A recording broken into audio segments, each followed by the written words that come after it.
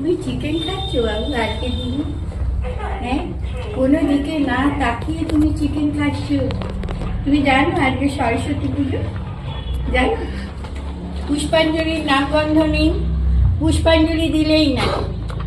লেখাপড়া তো কিচ্ছু করনি জীবনে, একটা গাধা।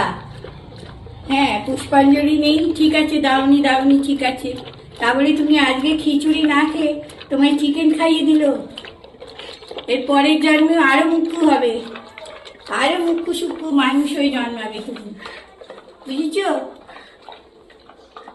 ঠিক আছে, খাচ্ছ খাও, বাটি একদম মেজে দেবে, পুরো বাটিটা মেজে দেবে পরিষ্কার করে। আমি দেখবো, চেক করব বাটিটা একদম পরিষ্কার হয়েছে কিনা।